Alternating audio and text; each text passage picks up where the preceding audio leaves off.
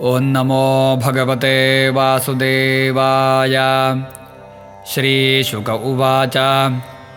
ಹರಿತೋ ರೋಹಿತಸುತಶ್ಚಂಪಸ್ತಸ್ಮಾದ್ ವಿನಿರ್ಮಿತಾ ಚಂಪಾಪುರೀ ಸುದೇವೋತೋ ವಿಜಯೋ ಯಸ್ಯ ಚಾತ್ಮಜಃ. ಭರುಕಸ್ತತ್ಸುತಸ್ತಸ್ಮಾದ್ ಬೃಕಸ್ತಸ್ಯಾಪಿ ಬಾಹುಕಃ. ಸೋರಿಭಿರ್ಹೃತಭೂರಾಜಾ ಸಭಾರ್ಯೋ ವನಮಾವಿಶತ್. ವೃದ್ಧಂತಂ ಪಂಚತಾಂ ಪ್ರಾಪ್ತಂ ಮಹಿಷ್ಯನುಮರಿಷ್ಯತಿ. ಔರ್ವೇಣ ಜಾನತಾತ್ಮಾನಂ ಪ್ರಜಾವಂತಂ ನಿವಾರಿತಾ. ಆಜ್ಞಾಯಾಸ್ಯೈ ಸಪತ್ನೇಭಿರ್ಗರೋ ದತ್ತೋಂಧಸಾಸಃ. ಸಹ ತೇನೈವ ಸಂಜಾತಃ ಸಗರಾಖ್ಯೋ ಮಹಾಯಶಾಃ. ಸಗರಶ್ಚಕ್ರವರ್ತ್ಯಾಸೀತ್ ಸಾಗರೋ ಯತ್ಸುತೈಃ ಕೃತಃ. ಯಸ್ತಾಲಜಂಘಾನ್ ಯವನಾಂಛಕಾನ್ ಹೈಹಯ ಬರ್ಬರಾನ್. ನಾವಧೀದ್ಗುರುವಾಕ್ಯೇನ ಚಕ್ರೇ ವಿಕೃತವೇಷಿಣಃ. ಮುಂಡಾಂಶ್ಮಶ್ರುಧರಾನ್ ಕಾಂಶ್ಚಿನ್ಮುಕ್ತಕೇಶಾರ್ಧಮುಂಡಿತಾನ್. ಅನಂತರ್ವಾಸಸಃ ಕಾಂಶ್ಚಿದಬಹಿರ್ವಾಸಸೋಪರಾನ್. ಸೋಶ್ವಮೇಧೈರಯಜತ ಸರ್ವವೇದಸುರಾತ್ಮಕಂ. ಔರ್ವೋಪದಿಷ್ಟಯೋಗೇನ ಹರಿಮಾತ್ಮಾನಮೀಶ್ವರಂ. ತಸ್ಯೋತ್ಸೃಷ್ಟಂ ಪಶುಂ ಯಜ್ಞೇ ಜಹಾರಾಶ್ವಂ ಪುರಂದರಃ. ಸುಮತ್ಯಾಸ್ತನಯಾ ದೃಪ್ತಾಃ ಪಿತುರಾದೇಶಕಾರಿಣಃ.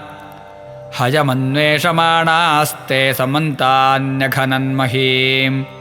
ಪ್ರಾಗುದೀಚ್ಯಾನ್ ದಿಶಿ ಹಯಂ ದದೃಶುಃ ಕಪಿಲಾಂತಿಕೆ. ಏಷ ವಾಜಿಹರಶ್ಚೌರ ಆಸ್ತೆ ಮೀಲಿತಲೋಚನಃ. ಹನ್ಯತಾಂ ಹನ್ಯತಾಂ ಪಾಪ ಇತಿ ಷಷ್ಟಿಸಹಸ್ರಿಣಃ. ಉದಾಜುಧಾ ಅಭಿಯಜುರುನ್ಮಿಮೇಷ ತದಾ ಮುನಿಃ. ಸ್ವಶರೀರಾಗ್ನಿನಾ ತಾವನ್ಮಹೇಂದ್ರಹೃತಚೇತಸಃ. ಮಹದ್ವ್ಯತಿಕ್ರಮಹತಾ ಭಸ್ಮಸಾದಭವನ್ ಕ್ಷಣಾತ್. ನ ಸಾಧುವಾದೋ ಮುನಿಕೋಪಭರ್ಜಿತಾ ನೃಪೇಂದ್ರಪುತ್ರ ಇತಿ ಸತ್ವಧಾಮನಿ. ಕಥಂತಮೋ ರೋಷಮಯಂ ವಿಭಾವ್ಯತೆ ಜಗತ್ಪವಿತ್ರಾತ್ಮನಿಖೇ ರಜೋ ಭುವಃ. ಯಸ್ಯೇರಿತಾ ಸಾಂಖ್ಯಮಯೀ ದೃಢೇಹನೌರ್ಯಯಾ ಮುಮುಕ್ಷುಸ್ತರತೆ ದುರತ್ಯಯಂ. ಭವಾರ್ಣವಂ ಮೃತ್ಯುಪಥಂ ವಿಪಶ್ಚಿತಃ ಪರಾತ್ಮಭೂತಸ್ಯ ಕಥಂ ಪೃಥಂಮತಿಃ. ಯೋ ಸಮಂಜಸ ಇತ್ಯುಕ್ತಃ ಸ ಕೇಶಿನ್ಯಾ ನೃಪಾತ್ಮಜಃ. ತಸ್ಯ ಪುತ್ರೋಂಶುಮಾನ್ ನಾಮ ಪಿತಾಮಹ ಹಿತೇ ರತಃ. ಅಸಮಂಜಸ ಆತ್ಮಾನಂ ದರ್ಶಯನ್ನಸಮಂಜಸಂ. ಜಾತಿಸ್ಮರಃ ಪುರಾ ಸಂಗಾದ್ಯೋಗಿ ಯೋಗಾದ್ವಿಚಾಲಿತಃ. ಆಚರನ್ ಗರ್ಹಿತಂ ಲೋಕೆ ಜ್ಞಾತೀನಾಂ ಕರ್ಮ ವಿಪ್ರಿಯಂ. ಸರೈವಾಂ ಕ್ರೀಡತೋ ಬಾಲಾನ್ ಪ್ರಾಸ್ಯದುದ್ವೇಜಯಂಜನಂ. ಏವಂ ವೃತ್ತಃ ಪರಿತ್ಯಕ್ತಃ ಪಿತ್ರಾ ಸ್ನೇಹಮಪೋಹ್ಯ ವೈ. ಯೋಗೈಶ್ವರ್ಯೇಣ ಬಾಲಾಂಸ್ತಾನ್ ದರ್ಶಯಿತ್ವಾ ತತೋ ಯಯೌ. ಅಯೋಧ್ಯಾವಾಸಿನಃ ಸರ್ವೇ ಬಾಲಕಾನ್ ಪುನರಾಗತಾನ್. ದೃಷ್ಟ್ವಾ ವಿಸಿಸ್ಮಿರೇ ರಾಜನ್ ರಾಜಾ ಚಾಪ್ಯನ್ವತಪ್ಯತ. ಅಂಶುಮಾಂಶ್ಚೋದಿತೋ ರಾಜ್ಞಾ ತುರಂಗಾನ್ವೇಷಣೇ ಯಯೌ. ಪಿತೃವ್ಯಖಾತಾನುಪಥಂ ಭಸ್ಮಾಂತಿ ದದೃಶೇ ಹಯಂ. ತತ್ರಾಸೀನಂ ಮುನಿಂ ವೀಕ್ಷ್ಯ ಕಪಿಲಾಖ್ಯಮಧೋಕ್ಷಜಂ. ಅಸ್ತೋತ್ಸಮಾಹಿತಮನಃ ಪ್ರಾಂಜಲಿಃ ಪ್ರಣತೋ ಮಹಾನ್. ಅಂಶುಮಾನುವಾಚ. ನ ಪಶ್ಯತಿ ತ್ವಾಂ ಪರಮಾತ್ಮನೋ ಜನೋ ನ ಬುಧ್ಯತೇದ್ಯಾಪಿ ಸಮಾಧಿಯುಕ್ತಿಭಿಃ. ಕುತೋಪರೇ ತಸ್ಯ ಮನಃ ಶರೀರಧೇ ವಿಸರ್ಗಸೃಷ್ಟಾ ವಯಮಪ್ರಕಾಶಾಃ. ಯೇ ದೇಹಭಾಜಸ್ತ್ರಿಗುಣಪ್ರಧಾನಾ ಗುಣಾನ್ ವಿಪಶ್ಯನ್ತ್ಯುತ ವಾ ತಮಶ್ಚ. ಯನ್ಮಾಯಯಾ ಮೋಹಿತಚೇತಸಸ್ತೆ ವಿದುಸ್ವಸಂಸ್ಥಂ ನ ಬಹಿಃ ಪ್ರಕಾಶಾಃ. ತನ್ತ್ವಾಮಹಂ ಜ್ಞಾನಘನಂ ಸ್ವಭಾವಪ್ರಧ್ವಸ್ತಮಾಯಾ ಗುಣಭೇದಮೋಹೈಃ. ಸನಂದನಾದ್ಯೈರ್ಮುನಿಭಿರ್ವಿಭಾವ್ಯಂ ಕಥಂ ಹಿ ಮೂಢಃ ಪರಿಭಾವಯಾಮಿ.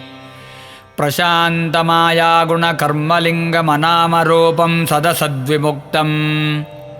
ज्ञानोपदेशाय गृहीतदेहं नमामहे त्वां पुरुषं पुराणम् त्वन्मायारचिते लोके वस्तुबुद्ध्या गृहादिषु भ्रमन्ति कामलोभैर्ष्यामोहविभ्रान्तचेतसः अद्य नः सर्वभूतात्मन् कामकर्मेन्द्रियाशयः मोहपाशो दृढश्छिन्नो भगवंस्तव दर्शनात् श्रीशुक उवाच इत्थं गीतानुभावस्तं भगवान् कपिलो मुनिः अंशुमन्तमुवाचेदमनुगृह्य धिया नृप श्रीभगवानुवाच अश्वोऽयन्नीयतां वत्स पितामह पशुस्तव इमे च पितरो दग्धा गङ्गाम्भोर्हन्ति नेतरत् तं परिक्रम्य शिरसा प्रसाद्य हयमानयत्